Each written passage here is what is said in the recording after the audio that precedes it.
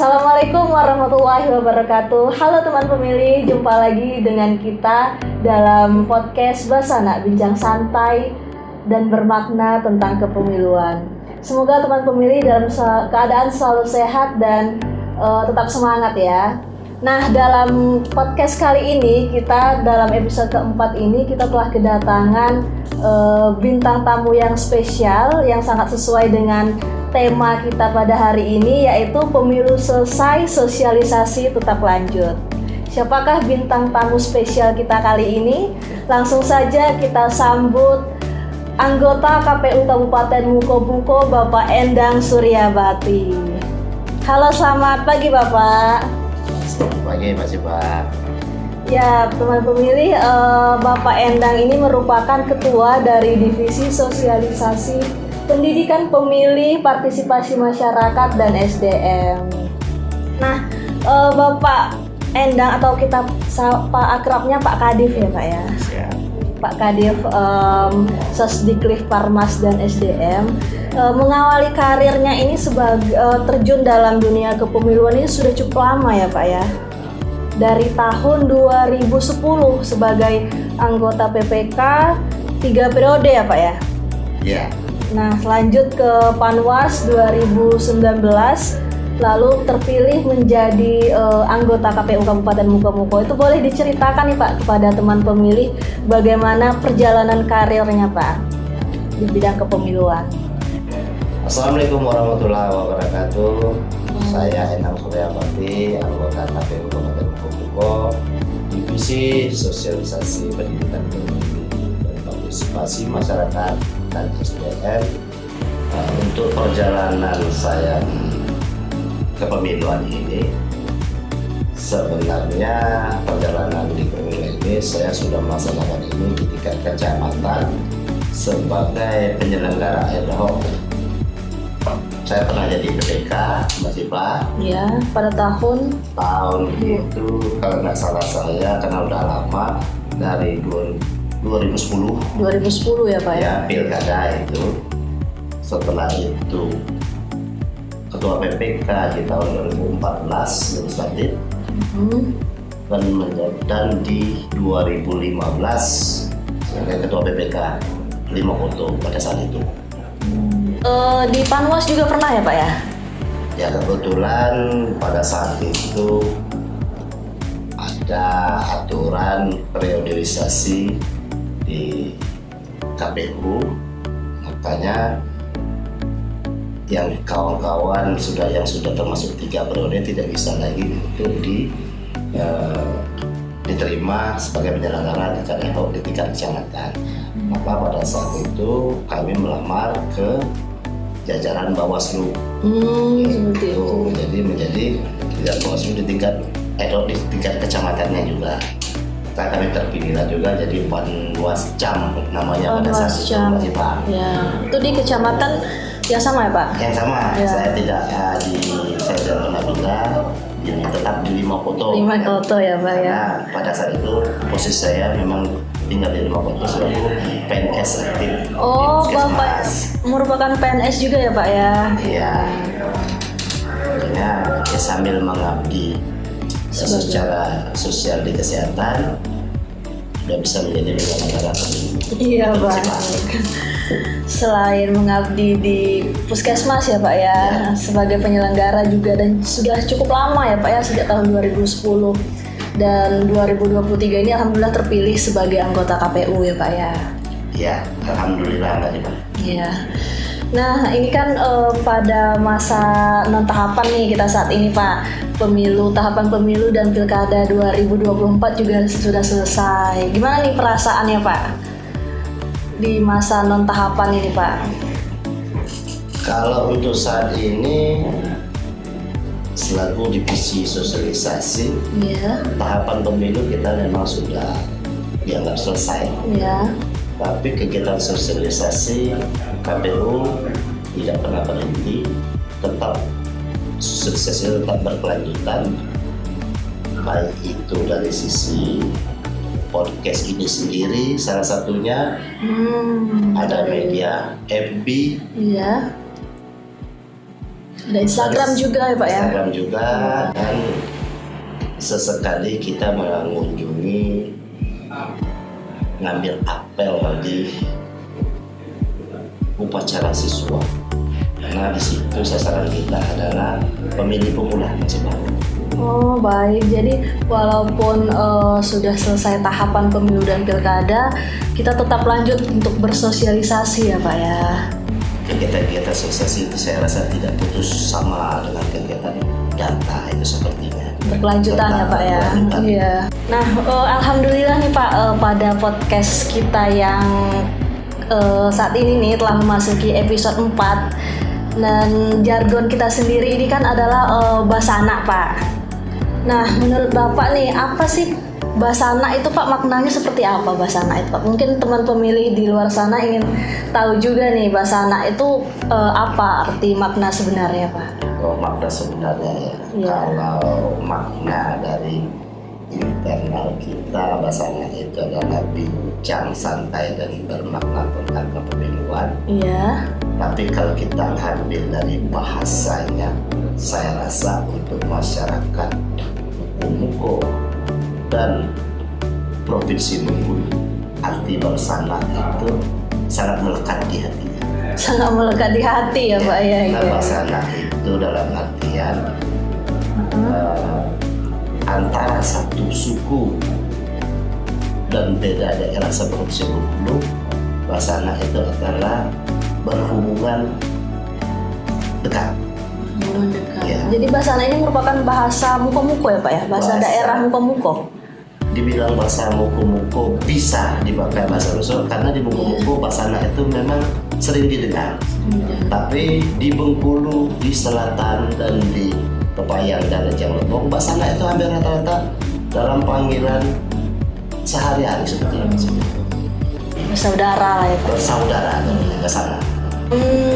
Artinya basana ini kan sebagai jargon kita juga bincang santai dan bermakna tentang kepemiluan, dan ternyata juga punya makna yang mendalam juga ya Pak ya kalau dalam bahasa muko-mukonya nih. Nah tadi nih Pak, kan Bapak seperti yang Bapak sampaikan tadi bahwasanya sosialisasi masih tetap berlanjut nih meskipun tahapan sudah selesai. Mungkin teman pemilih juga penasaran nih, emang seberapa pentingnya nih Pak kita tetap melakukan sosialisasi, kan mengingat pemilu juga masih lama nih Pak, tahun 2029. Nah kenapa harus dilakukan sosialisasi ini dari jauh-jauh hari Pak? Baik sih Pak, kalau kita lakukan dari jauh-jauh hari, maksud dan tujuannya supaya informasi kepemiluan ini tetap sampai kepada masyarakat luas, terkhusus bagi pemilih pemula yang disebut sekarang adalah Gen Z. Gen Z ya Pak ya, iya. Karena mereka pada saat ini yang dari SMP beranjak SMA yang sudah hampir mencapai 17 tahun belum pernah memilih, dan tentu ini perlu kita lakukan tetap sosialisasi baik secara tatap muka ataupun secara media sosial. Makanya KPU tetap mengedepankan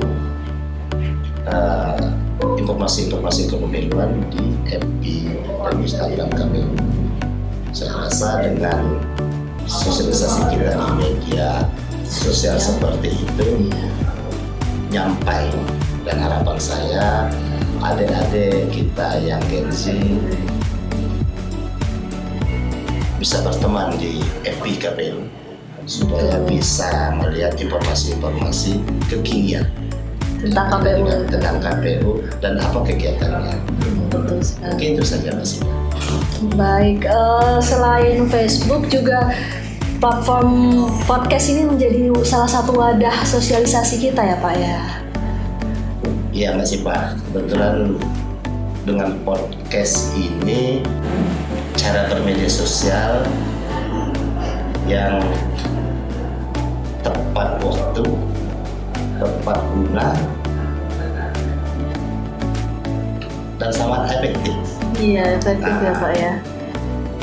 Dan harapan saya juga Mbak Sipa, Basana ini nanti pada sesi-sesi terakhirnya kita harapkan ada narasumber yang lebih berkompeten di eksternal kami. Iya. Supaya kita akses sekali untuk penyegaran. Iya, kita akan hadirkan ya Pak ya bintang tamu dengan lembaga terkait ya Pak ya. Baik. Selanjutnya nih Pak, pada masa non tahapan ini sasaran pemilih mana nih yang menjadi prioritas KPU Kabupaten Mukomuko khususnya dalam bersosialisasi, apakah pemilih pemula atau pemilih perempuan atau pemilih muda seperti itu Pak yang menjadi prioritas dalam bersosialisasi nih Pak? Saya rasa pemilih pemula yang disebut Gen Z itu mencakup laki-laki dan perempuan. Seperti itu ya Pak ya. Mencakup laki dan perempuan karena mereka yang perlu kita ajarkan cara berdemokrasi yang sebenarnya. Dan mereka juga dari nol sampai mereka belum pernah memilih, mereka tahu semua perjalanan seperti apa pemilihan itu.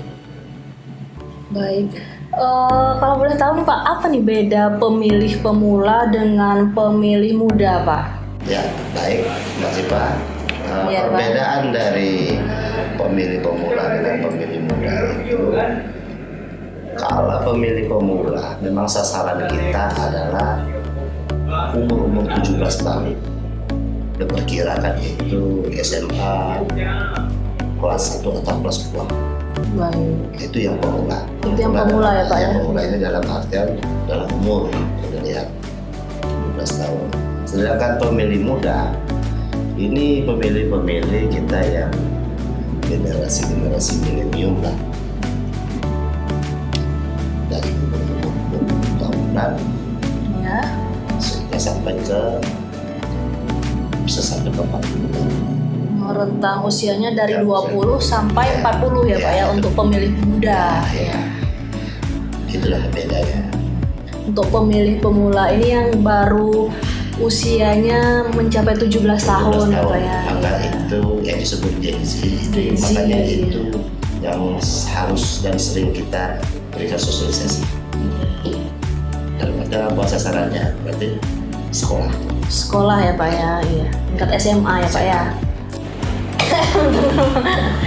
Selanjutnya nih Pak, pada pelaksanaan pemilu, partisipasi pemilihnya kan mencapai angka 84% nih Pak. Partisipasi pemilihan mencapai angka 77%. Nah, bagaimana nih Pak upaya dari KPU Kabupaten Mukomuko untuk tetap menjaga partisipasi pemilih itu dan harapannya bagaimana Pak agar partisipasi pemilih itu terus meningkat nih pada pemilu berikutnya? Strategi apa nih yang kira-kira akan digunakan Pak? Baik Mbak Sipa, terkait persentase ini Ya. Intinya bertahan.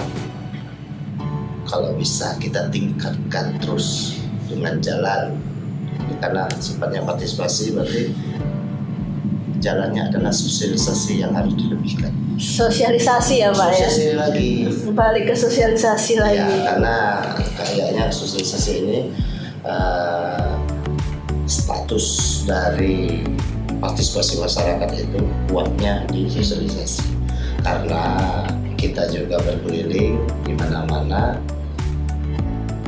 Terkadang ada 1-2 orang menanyakan kapan pemilu. Ya. Berarti ada sistem di sini yang tidak berjalan. Makanya ke depan harapan kita terus kami tingkatkan, baik melalui KPU sendiri atau nanti ada perpanjangan rekan-rekan adik-adik kita di tingkat RO. Kalau memang mereka masih ada, Ya. tetap kita masuk sampai ke pelosok untuk memberikan sosialisasi supaya persentase ini tetap Terus meningkat ya Pak? terus meningkat dan mereka tahu arti dari 5 tahun hasil dari pemilihan itu, inilah sebuah kejadian. ya kan? Iya. Artinya kita tetap terus melakukan sosialisasi tatap muka juga ya Pak ya? Kalau tatap muka memang seharusnya harus tatap muka masih Pak. Iya. Tapi terkait kendala sesuatu dan sebagainya, kita saat ini banyak melalui media sosial. Media sosial ya Pak ya. Ya, contohnya salah satu adalah podcast Basana kita ini. Itu aja. Baik, berarti kita saat ini memanfaatkan media digital ya Pak ya sebagai wadah utama sosialisasi kita ya. Dari pengalaman sosialisasi pendidikan pemilih pada pemilu dan pilkada tahun 2024 kemarin, bentuk sosialisasi dan pendidikan pemilih apa nih Pak yang harus terus kita pertahankan dan untuk meningkatkan partisipasi pemilih pada tahun 2029 nantinya Pak? Untuk cerita tahun 2029 tentu Iya. apa yang kami lakukan di tahun 2024 kemarin sehingga terjadi persentase sekian persen. Tentu kami KPU sendiri ingin persentase itu naik dengan didukung oleh semua pihak dan anggaran. Tentu kerjaan kami tingkatkan lagi dari tahun-tahun 2024 kemarin supaya persentase ini di atas rata-rata sama dengan waktu pemilihan kita di legislatif, pilpres dan legislatif mencapai 89%. 89% ya Pak, cukup tinggi ya Pak. Ya, cukup tinggi karena ini adalah ada pemilu nasional, ya kan? Baik, ya betul sekali. Dan tentu juga untuk seperti pilkada, harapan kita juga seperti itu. Kita punya waktu yang panjang untuk melakukan sosialisasi. Kalau kemarin kan memang waktunya sangat mepet dan jarak antara legislatif dengan pilkada itu memang pendek sekali kemarin. Saya rasa dengan aturan terbaru sekarang mungkin waktunya itu agak panjang, jadi bisa kita mengatur jadwal ulang untuk masuk dalam desa dan kecamatan. Mungkin dari sini. Baik Pak, kalau kita boleh flashback sedikit nih Pak pada tahun 2024 kemarin, ketika tahapan pemilu dan pilkada, menurut Bapak nih apa nih tantangan atau mana nih yang terberat antara pemilu dan pilkada Pak? Sebenarnya punya cerita masing-masing. Cerita masing-masing ya Pak ya? Ya, apa tuh Pak? Tantangannya ini. Iya, tantangannya gimana Pak? Cuma kemarin kan kalau untuk legislatif, kebetulan waktunya memang panjang. Baik. Jadi bisa kawan-kawan bisa ngatur jadwalnya. Mungkin tantangan terberatnya banyaklah di pilkada kemarin. Pilkada ya Pak ya? Pilkada karena tentang waktu yang pendek masih Pak. Tahapan legislatif belum habis. Iya, beririsan dengan pilkada ya Pak. Dengan pilkada. Dan setelah itu kita juga melakukan perekrutan ulang dari PPK dan PPS ya. Iya betul sekali ya Pak ya. Waktu itu banyak tersita gitu. Iya. Dilakukan perekrutan badan ad hoc ya Pak ya. Kembali pada pilkada 2024 kemarin ya. Nah terakhir nih Pak, sebelum closing, apa nih harapan Bapak terhadap teman pemilih atau peserta pemilu nanti untuk menyongsong pemilu pada tahun 2029 nih Pak? Oke, Pak Sipa. Iya. Harapan saya terhadap pemilih dan peserta pemilu ya. Untuk peserta pemilih, Iya. harapan saya persentase partisipasi masyarakat Meningkat ya Pak ya? tetap meningkat. Amin. Ya, dengan jalan ada ruang dan waktu yang panjang. Kalau untuk Peserta pemilu. pemilu, ya yang pasti seluruh bentuk persyaratan yang dikeluarkan oleh KPU, baik peserta perorangan ataupun dukungan secara partai politik, ya sama-sama mengikuti aturan supaya tidak terjadi yang dianggap pilih kasih dalam aturan. Intinya apa? Supaya kesamaan ini sama, bersifat adil. Satu ini syaratnya, yang ini tetap sama satu. Jadi tidak ada perbedaan masalah hal tersebut. Ya, intinya apa, untuk peserta ya, harus aktif di dalam informasi-informasi yang diberikan oleh KPU supaya tidak ada multi tafsir dari yang lainnya. Mungkin itu saja harapan saya ke depannya, Mas Pak. Baik, artinya peserta pemilu dituntut aktif ya Pak ya untuk mencari informasi ya Pak ya. Iya. Nah baik Pak, terima kasih telah berkenan nih hadir di podcast Bahasa Anak kita dalam episode keempat kali ini. Kami mengucapkan terima kasih kepada Bapak dan kepada teman pemilih juga di luar sana. Terima kasih telah menyaksikan podcast dari KPU Kabupaten Mukomuko dalam episode keempat kali ini bersama bintang tamu kita yang sangat luar biasa.